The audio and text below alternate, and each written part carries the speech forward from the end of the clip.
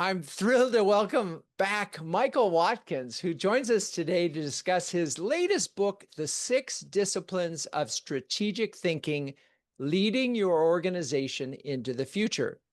For those of you who don't know Michael, he's a professor at IMD Business School, a best-selling author of multiple leadership books, including my all-time favorite business book, The First 90 Days, and someone who has advised countless executives on navigating complex organizational challenges.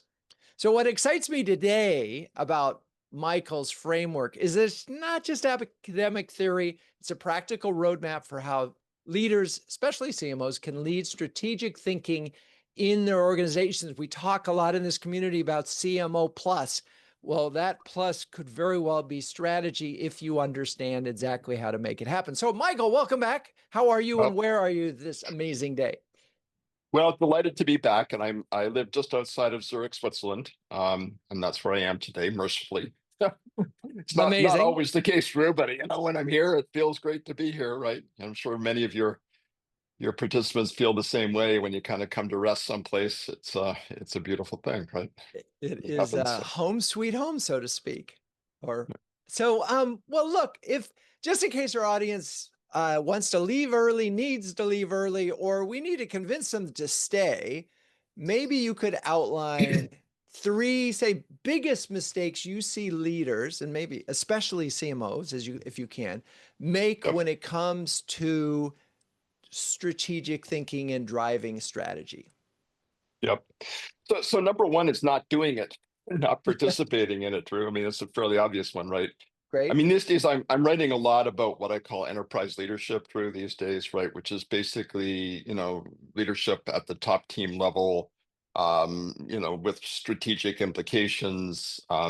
Typically people leading functions like your CMOs are, or regions, or business units, and the real criticality of moving beyond both individually and as a team, right? Focusing on your own part of the business or a subset or of people on the leadership team into being what you might think of as a true enterprise leader, right?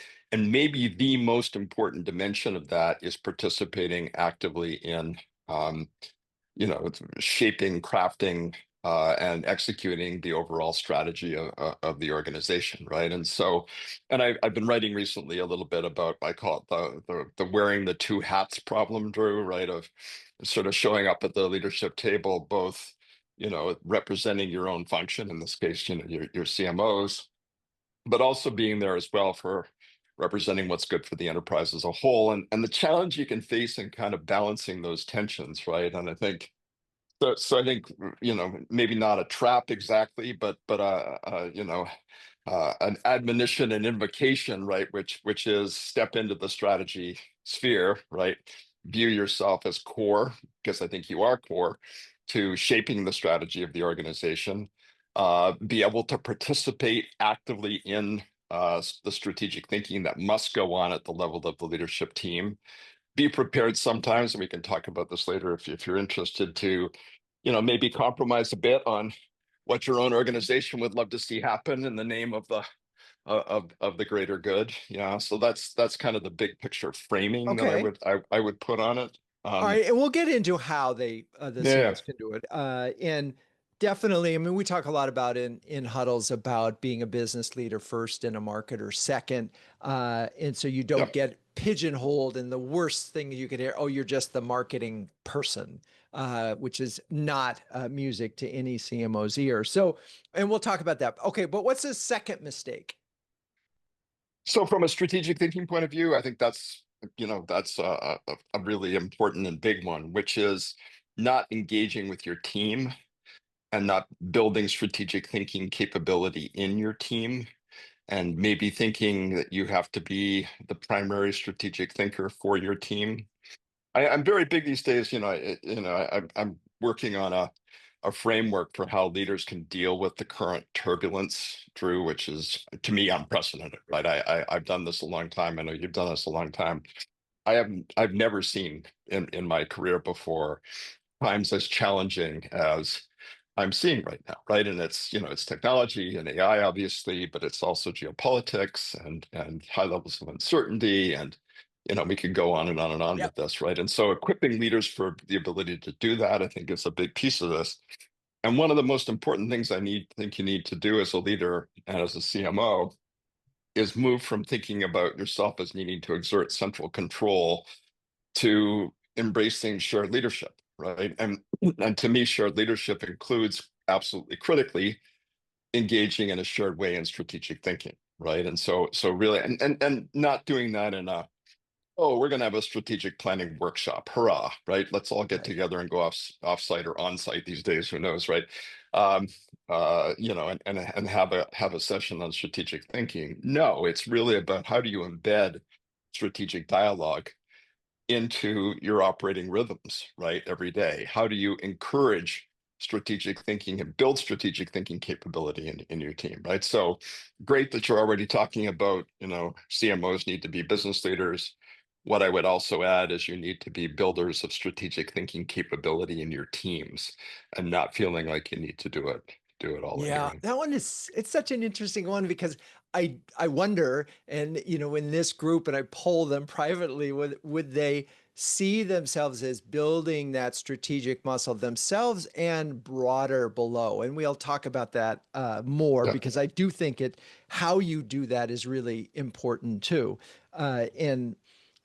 And it is a muscle, and you talk about that in the book, that it is, you get better at this by doing it. So and playing bridge In and chess. part. Yep. In In part, in part. part. In Okay. part. Yep. And number three, what is the third one? And then we'll come back and circle back to all of Ooh, them. the biggest mistake CMOs make. Hmm. I'm gonna have to ponder that one a little bit. All right. Um, You know what? yeah, Let's yeah, just, I'm not a marketing expert, so that's fine. I Let's go don't. back through But then. actually, so let me go with one, just because Okay. here's the thought, right? And I do talk a lot about AI these days, and I'm assuming that every single one of you is actively embracing the use of artificial intelligence in your organizations, right? And if you're not doing that, then that would be a huge mistake, right? Now, I'm not, Right. I am hopeful and confident that you're doing that, right? When I talk about strategic or about AI, Drew, and I have to do this less now because people are embracing it more, obviously, right? I always put up two images, right? And one image is the dinosaur admiring the beauty of the incoming asteroid, right? And the other is the surfer surfing the huge tsunami, right? And I think I always say you've got to be the surfer with this stuff and you've got to be embracing it. I'm working, ve- just, a slight digression, very actively with a very interesting world-class, tech platform company right now that I'm engaged in a process with them of reinventing their entire business around networks of agents, right? So agentic AI is kind of very much on the topic list for them, and they're really thinking about their organization, leveraging agentic AI and networks of agents and leveraging some of the new protocols that are available to build that org from the ground up and exploring what does that mean fundamentally for how you think about organizing, right? Organizing more horizontally and less vertically, or really connecting processes, thinking about the spirals that have to move through your organization and that core mix of tools and processes and data that is the core of that spiral, right? So I guess if you're not doing that, uh, be afraid, right? Yeah. Be very afraid. Yeah. But again, I assume most No, most and of you and I, are I are, would embra- are say, embracing it. it's funny because this month we happen to be doing all of our peer huddles focused on it, and there isn't a single one coming to those huddles that doesn't have use cases where they're doing it. And I want to circle back Yeah, later because on this in terms of using AI for strategic thinking and so forth, which I'm sure you've been dealt with. But let's go back to, absolutely. so you want a seat at the strategy table. Yep, You're a CMO with the title marketing in your function. And yep. I'm curious, when you're not in a lot of companies, the bigger they are, they might even have a head of strategy, or maybe the CEO is a founder and they believe they are the head of strategy. How does one, as a CMO who's not was not given the mandate, lead us strategically? right? They were given the mandate, Yep. lead us marketingly, if there is such a. Yep. So, how do you recommend to folks to that are on the executive committee to sort of help get Yep. in the mix? Yep. So I think the starting point for me is getting super clear in your mind about exactly what strategic thinking is and how it differs from strategy, right? I think that, I think we don't need another book in the world on strategy. There's some wonderful stuff out there, but strategic thinking is something different, right? Strategic thinking is the set of mental disciplines that you're engaged in, a set of dialogue processes that you're embarking on that lead eventually to strategy, but often more importantly, lead to changes in strategy, right? And so, when I started doing work on this, Drew, I interviewed, I think probably more than 50 senior executives about, okay, strategic thinking. And my first question was, what is strategic thinking, right? And almost without exception, their eyes would kind of defocus a little, and they'd kind of like strain a bit, and then it was kind of like, I know it when I see it, right? um, which isn't very helpful, right? Isn't very helpful because you can't assess people, you can't develop people. I'm sure many of your participants have seen people who have been told at some point you need to become a stronger strategic thinker, and what in the world does that mean? And that code for we're not going to promote you. you know uh so clarifying what strategic thinking was a core part of what I felt like I needed to do, right? And the definition I came up with, which underpins the entire book, right, is this process of recognizing emerging threats and opportunities, right, establishing the right priorities, and mobilizing your organization to do something about it, right? So recognize, prioritize, mobilize is kind of the strategic thinking cycle that I focus on.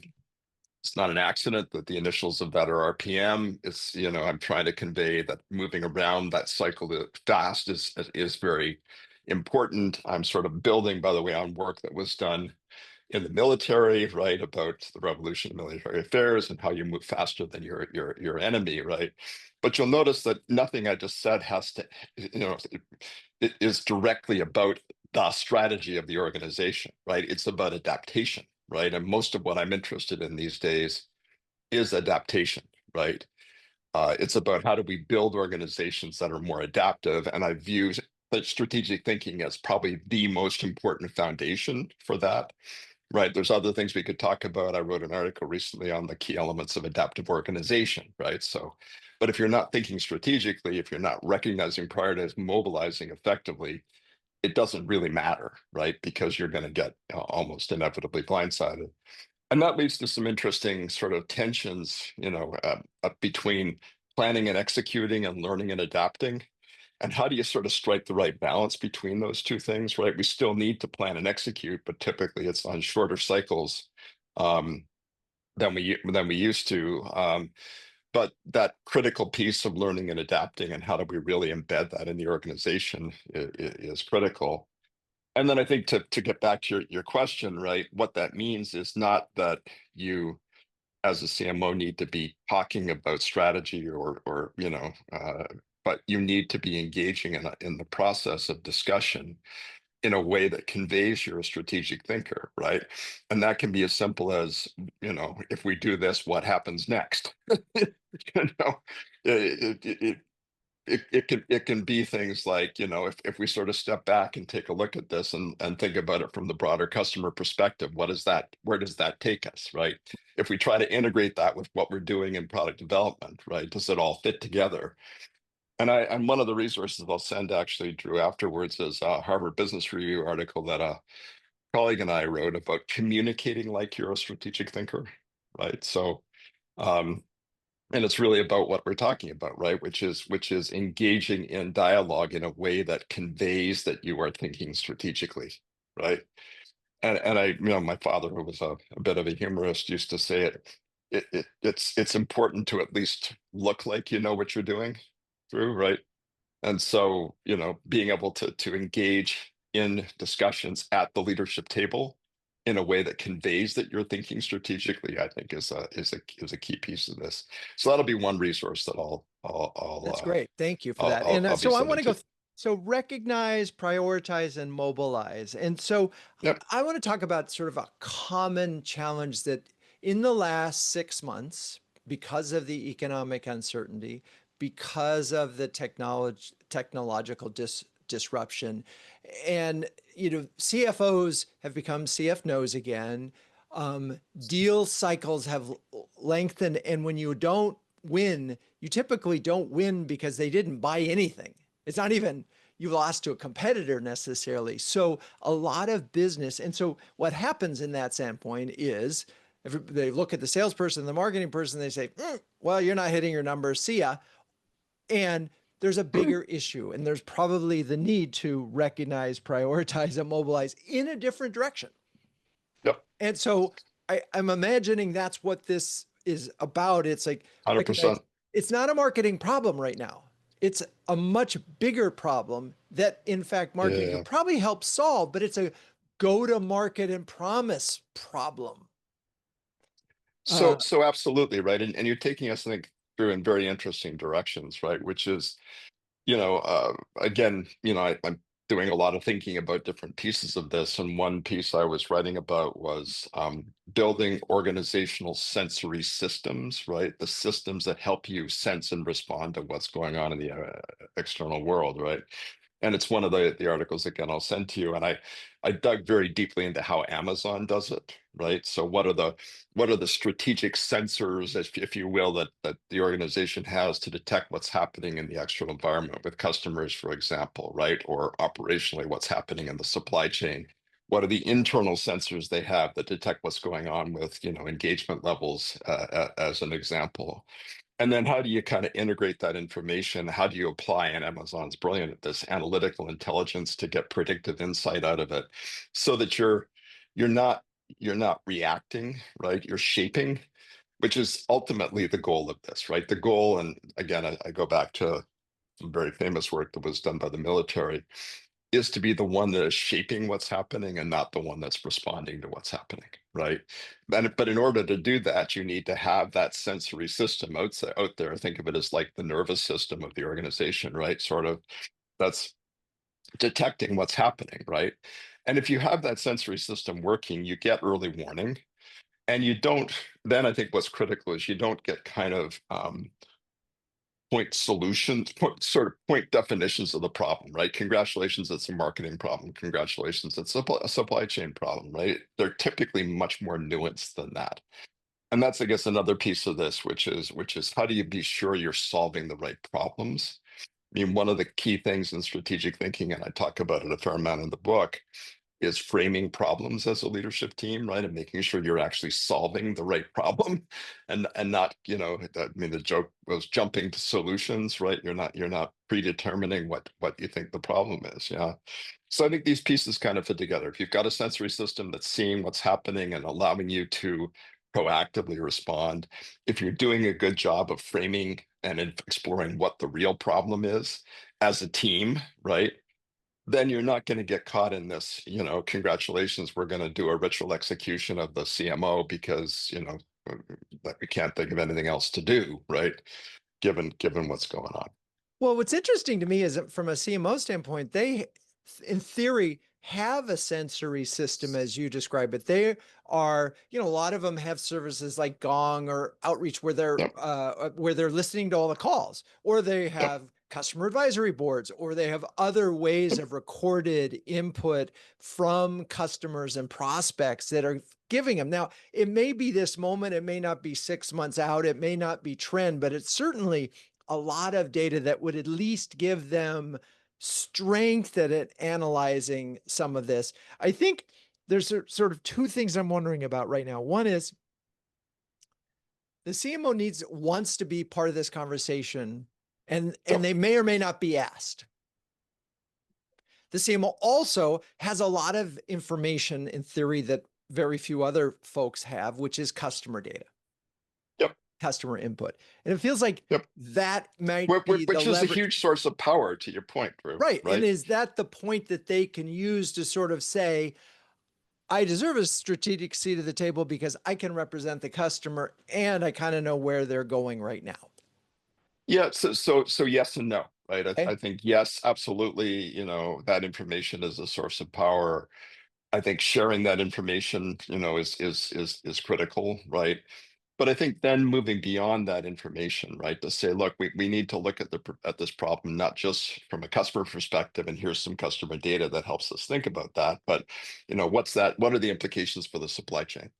Right? What are implications for investment, Right. right? And so again, it goes back to how you're communicating that you're thinking strategically, right? And not locked in your little silo, right? Now, leveraging that information, right? But also saying, look, it's part of our sensory system, right? And we want to fuse it with other information in order to give us a sit rep picture of really what's happening in the organization. So I guess that would be the yes and no, Drew, of what you Right. just said. And Yeah. it's really important point. I'm going to sort of repeat it at the risk of being redundant, but you've got to connect the dots. Yes, you have the customer information, but connect it to the other elements of the program so people see that you understand the big picture. That Well, makes a lot of sense. well, then let me add something else, right? Which is one of the hallmarks of strategic thinkers is that they're hypothesis generators and testers, right? And so when you look at that data, you can say, look, that there's a few possible explanations for what's going on here, right? There's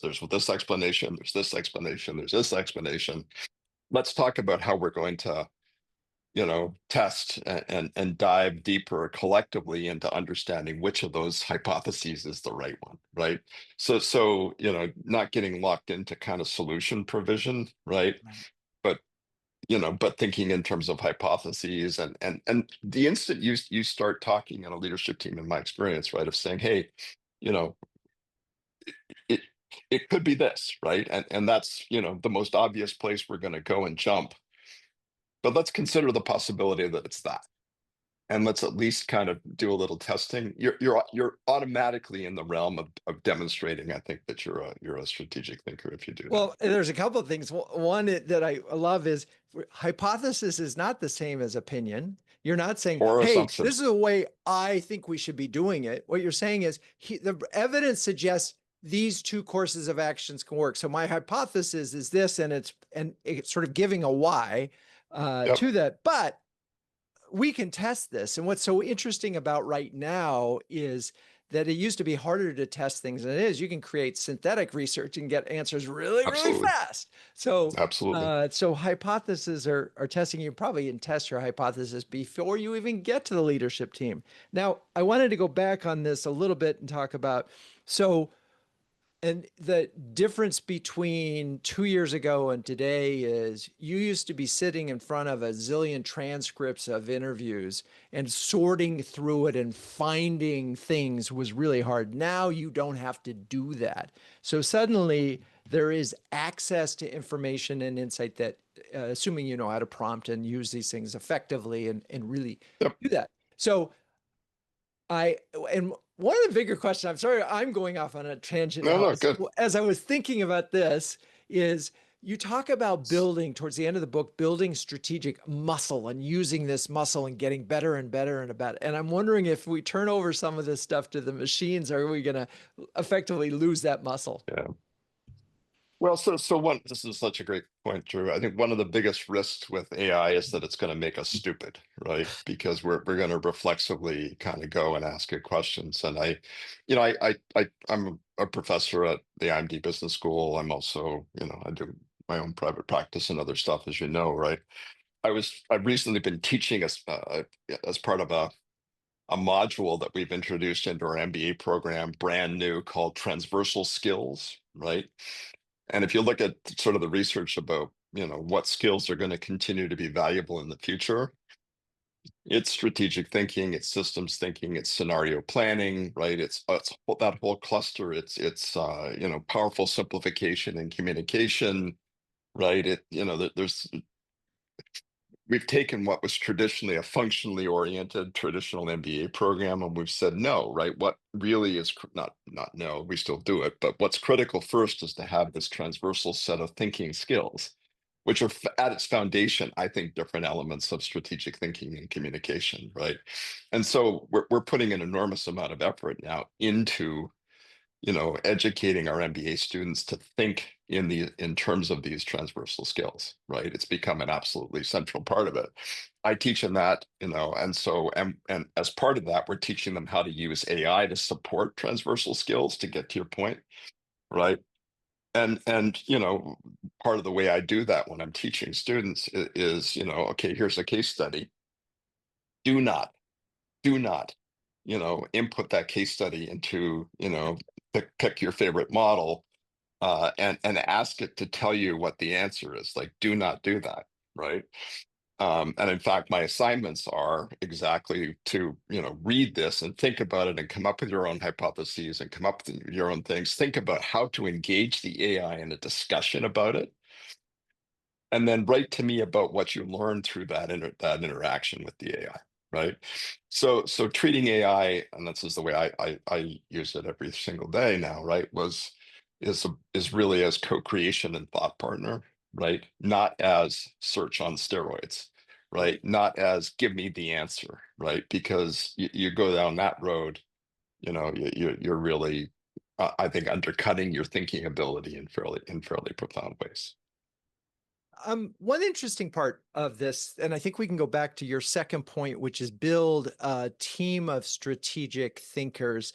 And and I'm curious on that one because most CMOs divide their departments into functions: Yep. demand generation, brand. There might be an analytics team. There could be a field and event team. There could be, partnerships.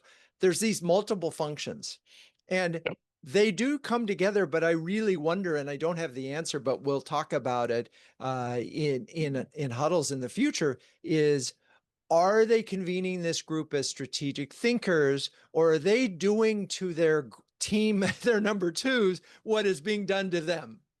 Which is, you don't have this, Yep. you've got domain expertise, stay in your lane. And Yep.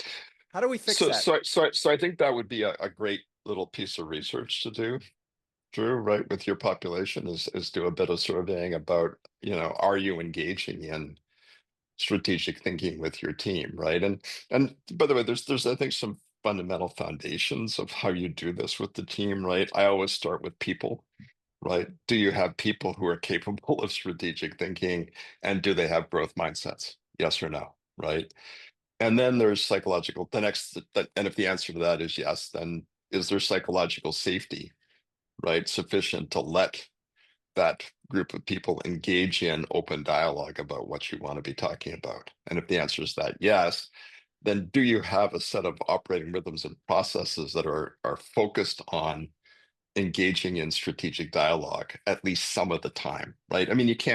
You've got work to do, right? You can't be spending all your time doing this, right? But I guess I would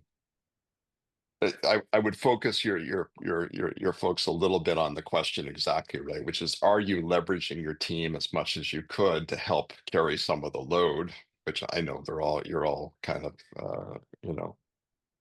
carrying these days without question, right? And I So think it would be an interesting research question to focus in on. well, yeah. So here's the part of this is interesting. Let's assume that some of those folks are really strong number twos and do, as you said, have the endowment that they, or Microsoft would call it bandwidth. Do they have the brain power to be a strategist, even if they don't have the skill set? Talk about the other aspects, because I remember that you talked about it. Endowment is just part of it, right? Yep. But there's more to it that you can do to No, be. they're 100% is right. And actually, maybe if it's okay, Drew, just before I do that, what are the six disciplines of strategic thinking, right? That's the title of the book. And I think if I quickly tell you what they are, then I think that how you develop them then becomes, kind of falls out nicely from that a little bit, as does how to use AI to kind of support it, right? So, discipline number one, pattern recognition, right? Are you able to look at complex, messy, noisy, you know, phenomenon in the world? Maybe for you folks with your customers would be an example, and see what's really important in terms of what's going on. And obviously, the analytics these days are helping you a lot with that, right? So it's not just you; it's you and your machine learning algorithms or whatever you're using to figure out what consequential patterns are. But you need to still be really good at pattern recognition, right? Because the machine isn't going to just kind of spit out what randomly what you need, right? And so and then the question then becomes, okay, how do we enhance our pattern recognition capability, right? So that's discipline number one. Got it. Discipline number two, systems thinking, right? I was trained as an electrical engineer originally, right? And then as a decision theorist, systems thinking kind of, got, you know, crowded into my brain relatively early. But I'm not sure that leaders learn as much about how to think in systems terms as we need them to, right? And in fact, I worry a lot about leaders these days who don't seem to have, a systems view that if you kind of mess with this, then you're going to have an impact over here and you're going to create a little feedback loop here and it's all going to come winding back over the top and whack you over the head really hard, right? So I think, the second discipline, the second chapter of the book is really about how do we help people be better systems thinkers, right? And systems thinking about your own organization, right? Thinking of your own organization as a system consisting of the different pieces of it turns out to be pretty crucial. Discipline number Interesting. And three. just before Yeah, you get go. to number three, so systems, I do wonder about this. I'm looking at the systems analyst chart that's in the PDF, and I suspect that a lot of the folks understand this process, if you will, inherently, but I suspect there's shortcuts Yep. that there's a little bit of trimming going on. Yep. And so I think it's worth definitely looking at Galbraith's model and your model and just Yep. having folks look, not in this call because we won't be able to do it because that's a No, whole no, thing. no, But exactly right. But I mean, how many of your folks are engaged in some form of transformation today, Drew? Right? I guarantee every single one of you is engaged in some form of transformation today. And in order yeah, to transform organizations, you need to understand how they work, and you need to understand in particular how they are, systems, right? And if you mess with one part of it, you're going to have to think through the implications for the other pieces. This one, okay. number three, mental agility, right? Yeah. Um, the best strategic thinkers, and I'm thinking in particular of a CEO I've done a lot of work with, who I talk about in the book a little bit, are cloud to ground thinkers, right? They're able to think at the level of the big picture, but they're also able to get down into the detail when they need to. And critically, they can decide what altitude they want to fly at with intention, right? They don't get stuck in the weeds. They don't get stuck up in the big picture. They're intentional about their ability to shift between levels of analysis. And detail and big picture is one example. Now in the future, right, it is another example, right? Can you move your, I talk a lot these days when I am teaching about strategic thinking about perspective shifting capability, right, and the ability to shift your perspective fluidly between different perspectives, inside and outside, right, would be another example. Can we look at it sort of from what's happening inside the org to what's going on in the outside? I Yeah, think it go. was in this chapter you talked about, I think it was think like an architect, go into a room and move the furniture Yeah, around, reimagine the room. I thought that was a great exercise because it's like, oh, and I literally did it after I finished. I was this morning, I went, oh, we could move this stuff around and yeah, I sort of as a metaphor for, or an exercise. yeah. So where you're going, and we can absolutely go there, is what are the kinds of ways that you can build up some of this capability, right? And I think you gave it just, an example I give in the book about looking at things from different points of view. But a simple example is you're sitting in a discussion with your leadership team, right? Or you're in the executive team discussion for your organization, and you're very focused in on the detail and what's going on, and you just go through the mental exercise of thinking, I'm going to go to the balcony here for a moment and just try to step back and think about what's happening in this interaction, right? Who's engaging, who isn't, right? who seems to be carrying the conversation, who isn't? Are we focusing on the right problem or are we not? Right. And I mean, that's a simple example, Drew, of your ability to move. I mean, I describe it as move from being down on the dance floor to up in the balcony, right? Is another example of the ability, this kind of strategic thinking fluidity that you have. So these are some of the disciplines, right? I mean, other things, structured problem solving. How do you move your team systematically through the framing and solving of problems? Visioning, right? Which is more than just imagining potential futures. It's about, looking forward, but then coming back to, okay, how do we get there? It's about communicating powerfully and simply. And then I think the sixth discipline sounds like a movie, I know. But which I think surprised people a lot is political savvy, and how and I mean, I think people kind of, when I wrote the book first came out, people like political savvy, what does that have to do with strategic thinking? And my answer is everything. You And know? by the way, Yeah, that's exactly what I thought. And as I was reading it, it's like, I want to start in this chapter first, because I yeah, think all the CMOs will go, oh my God, this is so helpful, because the dynamics in the leadership team are so intense. yeah, And they cannot, and this is so important, and you talk about this, is if you don't have strong alliances internally with your CFO, with your CRO, you're out there all alone and yeah. you're going to go down.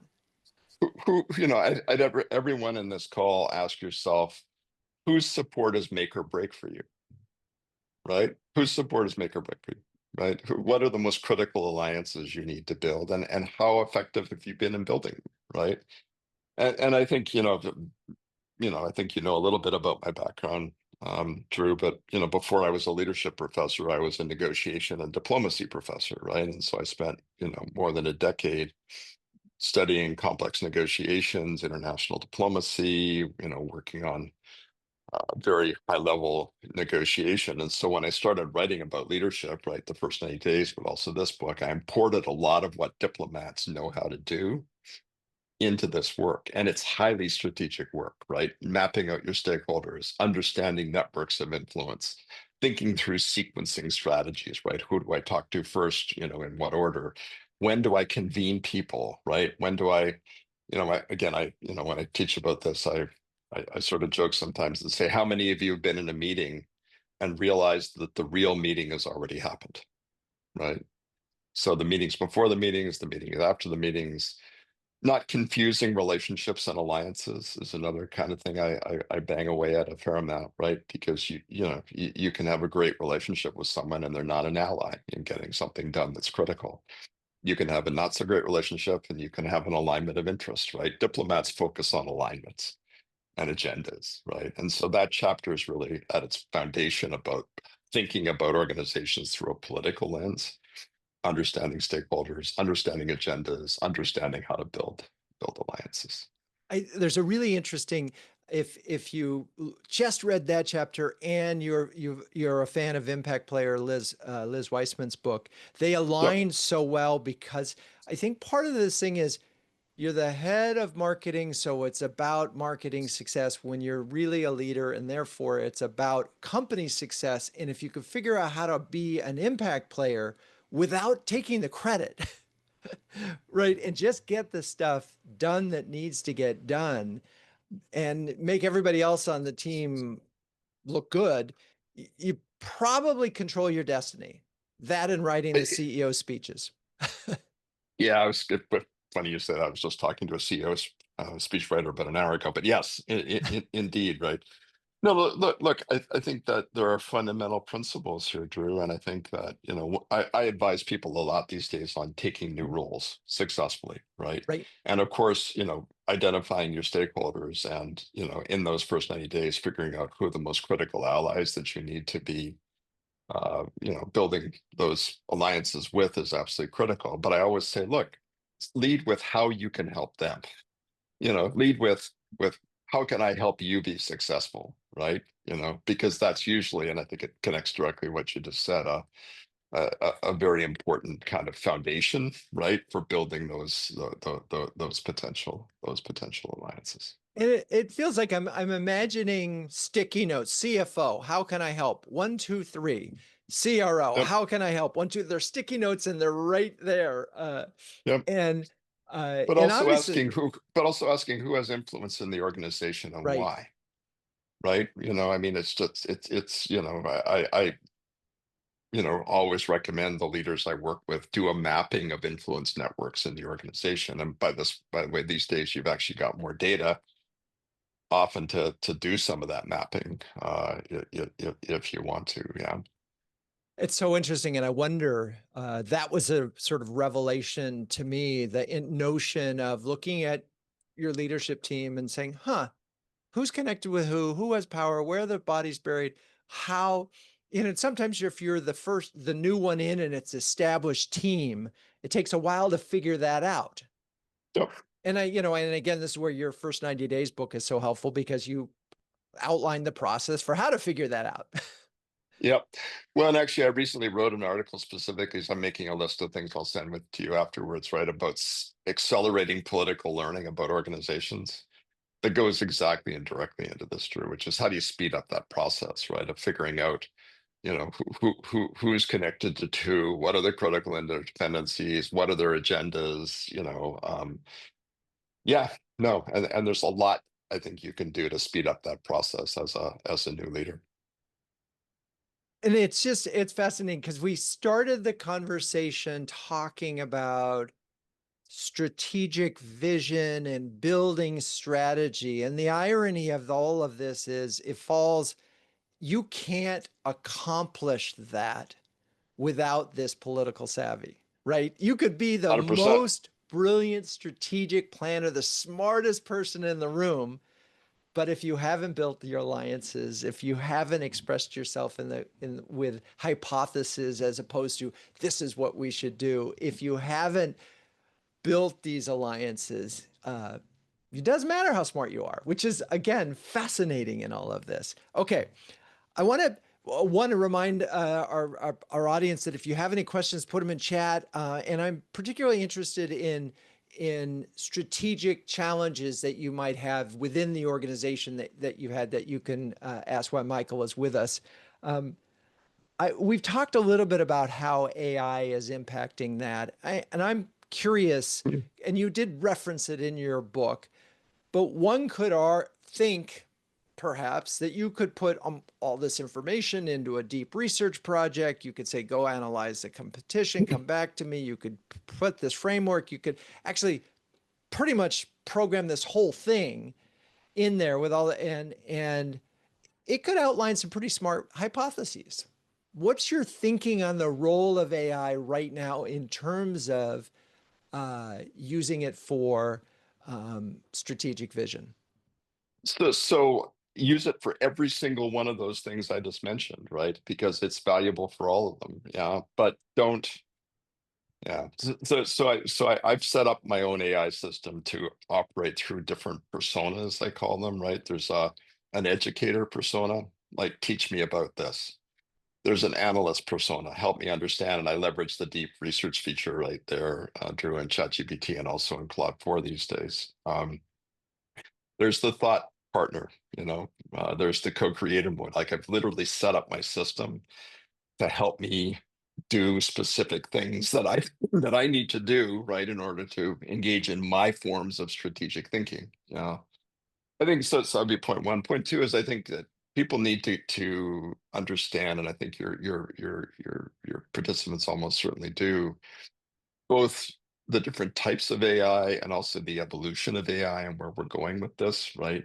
Because people get very hung up on Gen AI these days, right? But let's not forget analytical AI and machine learning and anybody who's running your organizations as CMOs, I guarantee you is leveraging advanced analytics and machine learning in some form these days, right? And generative AI and reasoning AI are different things, right? We're seeing the emergence of these whole new reasoning models that will do different things for us again, and they're getting progressively more powerful. So to me, a part of it starts through in having a fairly deep understanding of AI more broadly, agentic AI now, right? So I mean, I think that when I look at AI, I say, okay, analytical AI, machine learning, I say generative AI, that's good for generating things. reasoning AI, that's good for helping me work through problems, right? Agentic AI, that's good for, delegating, certain parts of what I want to do. And oh, by the way, building increasingly networks of agents to do it, right? So you need to have, I think, a fairly nuanced and sophisticated view of what AI is, and then decide which pieces of it are going to help you, right? And then I think it really goes to then, you know, exactly what is the strategic thinking work you feel like you need to be doing. And I'll give you an example, right? I use it a lot for scenario planning, right? So help me generate some scenarios about how the following thing is likely to evolve, and give me the best, the worst, and the most likely scenarios, right? Now, it's never gonna be as complete as we want it to be. It depends a lot on the data that you're feeding it, obviously, and that, is highly contextual. But I think that that's one example of where I see people use it all the time, right? But pattern recognition, right? How can AI in its various forms help you do a better job individually and as an organization, thinking through, recognizing patterns, systems thinking, right? There's a lot you can do with AI just to set it up, right? To help you think in systems terms about something. If I do this, then what's likely to happen, right? So I think part of it is just being super clear about what it is you want to do. Are we going to reach, I think is implicit in your question, the point where we don't need to do any thinking at all? Um, there's absolutely folks out there that are hell bent on having that happen, Drew. And there was Sam Altman posted something on his blog, a day or two ago about how, we're heading for super intelligence, fasten your seatbelts. And oh, by the way, most of us are adapting, to successfully to the use of Gen AI. And I posted into our faculty chat about AI, kind of, who's this most of us he's talking about, right? Yeah. Like, The I people mean, that surround seriously, Sam Altman. yeah, exactly. So Sam, you're doing just fine. I'm not sure that, anyway, I don't want to digress, but there's so many important issues about AI that are profound, right? I Right. mean, we're Well, already seeing a big bump in new grad unemployment, Drew, right? yeah. Yeah. Because a lot of the tasks that AI can do are things that new Yeah, grads and can do, right? that's hugely disturbing, and I feel like that CMOs who don't hire entry level are doing themselves and their companies a disservice, because there's only Yep.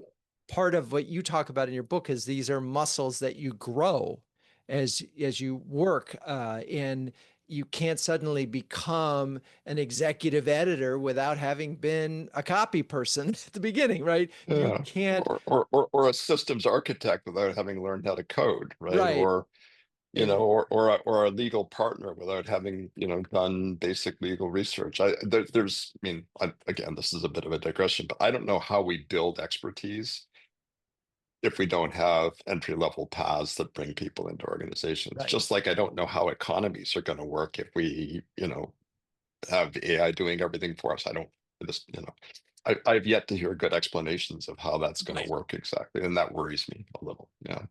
Do you see, I mean, because you're doing this agentic work, do you see folks designing org charts with agents in place of people in certain functions? Yeah.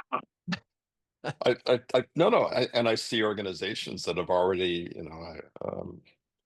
taken out hundreds of people as a result of what, never mind agents, just what basic AI tools are doing so far, right? And no, this is, when I talk about surfing the tsunami, I mean it, right? It's a tsunami. It's so big. I think it's hard to, it's hard to wrap your head around, right? And I think I worry a little bit sometimes. Again, digression. Forgive me, right? That we're on a bit of a runaway train here, and Right. we don't know where that train is taking us. Well, and I also think there's so much, because it's so much of the technology is unproven. We may get to AGI. We may also be seeing these tools get worse rather than better as they run out of knowledge to train on, and they're training on synthetic, and you get into this weird Yep. cycle. We Yep. also have apocryphal stories out there of Klarna turning over everything to bots and watching their customer satisfaction go way down and their business went down. So Yep. It's a little early to say, Yeah. yeah, that game over for humans, but and No, but there's a if you don't know Ethan Mollick and you don't read his stuff, you should, right? He's one of the leading lights at Wharton thinking about AI. And he made, I thought, was a really profound point recently, right? Which is if we just froze the technology today and didn't develop it any more than it already is, it would take us a decade to figure out how to fully leverage it just as it stands, right. right?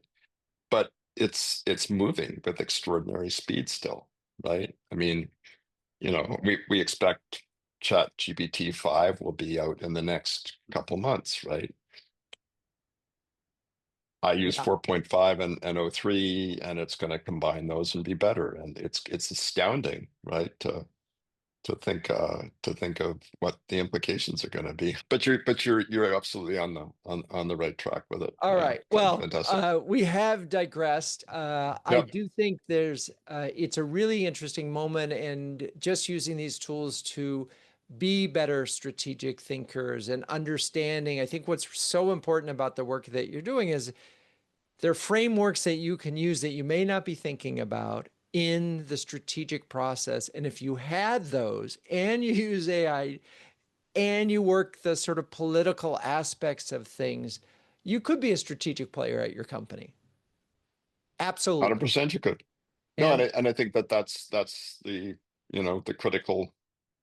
critical piece of work to be done, right? Is to do that. And I'm gonna, as I said, Drew, I'm gonna provide a whole little, Michael Watkins library of stuff, right, to look at. But I just want to really quickly preview a couple of things I'm going to send you, okay. which I think are hopefully helpful for you, right? And so, the first is this article that I wrote for Harvard Business Review, right?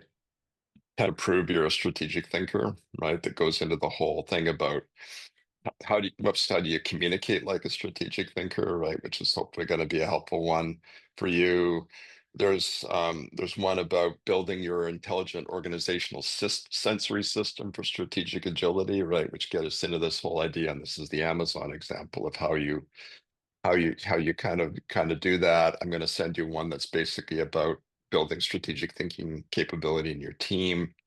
So there's a few resources that I think I'll put together sort of 4 or 5 things and either send you the articles, Drew, or send you the links, and you Love it. can you can share it That's awesome. with your folks.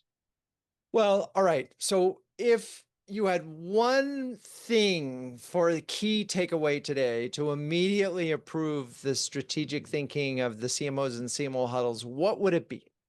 What should it be? Well, so I think it goes back to what you asked about the traps at the beginning, right? I mean, it's kind of the the opposite side of that, right? I mean, part of what you absolutely should be doing if you aspire to move forward in your organization is engaging as an enterprise leader, and thinking strategically is an absolutely critical part of that. I think the second thing is building strategic thinking capability in your team. Third is leveraging AI in all its forms, right, to enhance and improve what you're doing. And I guess finally, just having the right attitude about how to engage with AI. Be the surfer, right? Don't be the dinosaur. But also don't let it make you stupid, right? Don't let it make you lazy, which I think is a real risk these days. Okay, we have one question before we wrap up, which is any thoughts on how to bridge long-term founder vision with Yep. shorter 2-year strategic plan beyond the obvious, break it down in chunks? Curious if you have any thoughts on landmines, et cetera. Yep. So it's a great question. I think where I immediately go with this is, you know, how well does that long-term strategic vision actually hold up given what's happening today? Right? Because the biggest risk is that you've got a long-term strategic thinking, a long-term strategic vision that isn't actually holding up, but the founder's kind of holding on to it to a degree, right? And so, my own organization, we've moved to 90-day planning cycles, right? Because annual planning was just absolutely not cutting it. I'm seeing folks going even faster than that. I would start with, every 90 days, is this vision still a realistic vision, or do we need to be adjusting it, right? And I mean, and don't get me wrong, I'm a big fan of having vision as a way to inspire people, right? Although I'm seeing people move more in the direction of purpose because the half-life of vision is becoming so short.